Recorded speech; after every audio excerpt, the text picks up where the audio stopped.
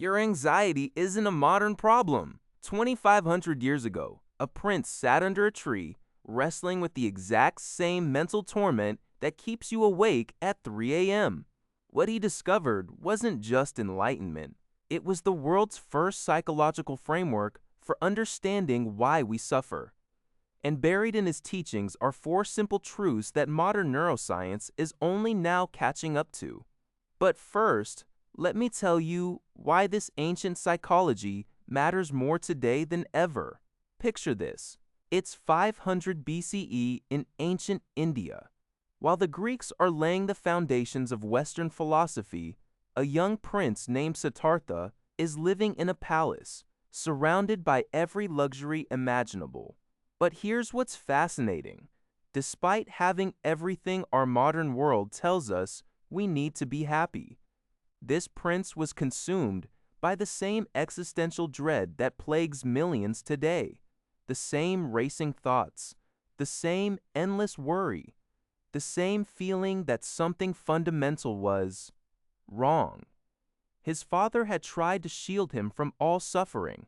No sickness, no old age, no death in his perfect bubble. Sound familiar?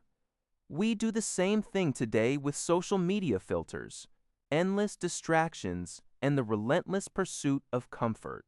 But when Siddhartha finally ventured outside, Buddha didn't say life is suffering. He said life contains suffering. The Sanskrit word dukkha doesn't just mean pain. It means dissatisfaction, unease, that constant background hum of "this isn't quite right" that follows you everywhere. Think about your last moment of pure happiness. A promotion, a first kiss, buying something you'd wanted for months. How long did it last? A few hours? A day? Then what happened? You adapted. The pleasure faded. And you started looking for the next thing. This isn't pessimism. It's radical honesty about the human condition. And modern psychology has a name for it: the hedonic treadmill. We're literally hardwired for dissatisfaction because our ancestors who were never quite content were the ones who survived. But Buddha saw something else in this first truth. He saw that our resistance to this basic fact of existence is what creates our deepest suffering.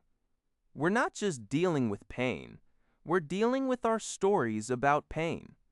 When anxiety hits, you don't just feel anxious, you feel anxious about being anxious. You create entire narratives. I shouldn't feel this way. Look at your relationship with your phone. You're not addicted to the device. You're addicted to the possibility that this next scroll, this next notification, might finally give you what you're looking for. Ancient wisdom meets modern neuroscience here. What Buddha called craving, neuroscientists call the dopamine prediction error. We're not chasing pleasure. We're chasing the anticipation of pleasure. And that anticipation is literally never ending. This is why meditation isn't about emptying your mind. That's impossible. It's about watching your mind grasp at things and learning to recognize the grasping itself.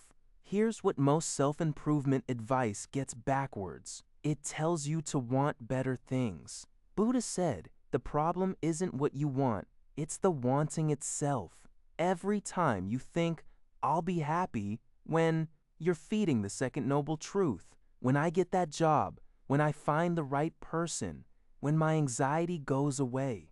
But this is where it gets interesting. And if this is starting to click for you, the third noble truth is the game changer. There is a way out of suffering.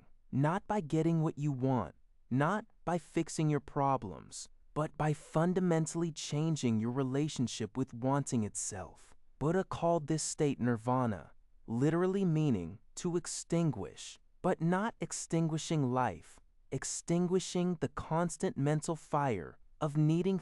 The fourth noble truth gives us the roadmap, the eightfold path. But here's what's revolutionary about Buddha's psychology. It's not about becoming a different person. It's about seeing through the illusion that you need to be.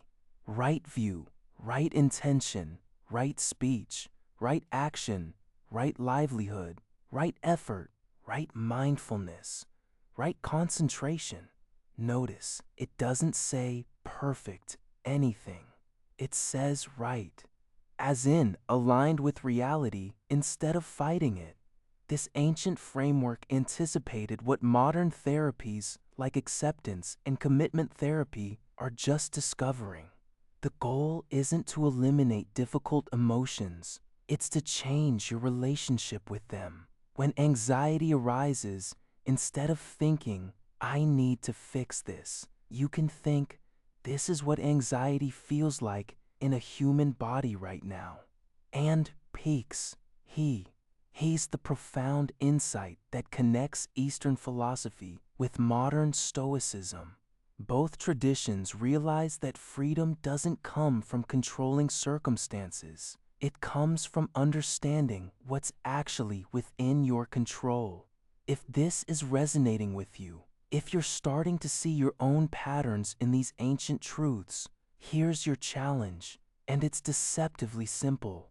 For the next week, because here's what Buddha understood that most modern self-improvement misses. You can't think your way out of suffering, but you can observe your way through it. The Four Noble Truths aren't just ancient philosophy. They're a psychological technology that's as relevant today as it was 2,500 years ago. Maybe more so in our age of infinite distraction and manufactured dissatisfaction. And if you want to dive deeper into how ancient wisdom applies to modern life, how Taoism and Buddhism can work alongside Stoic philosophy to create a more resilient mind, hit that subscribe button. Because there's so much more to explore in this intersection of Eastern and Western thought. Remember, the goal isn't to eliminate your humanity. It's to embrace it so completely that even your suffering becomes a teacher. Start with what's here. Start with what's real. Start with this moment exactly as it is. That's where freedom begins.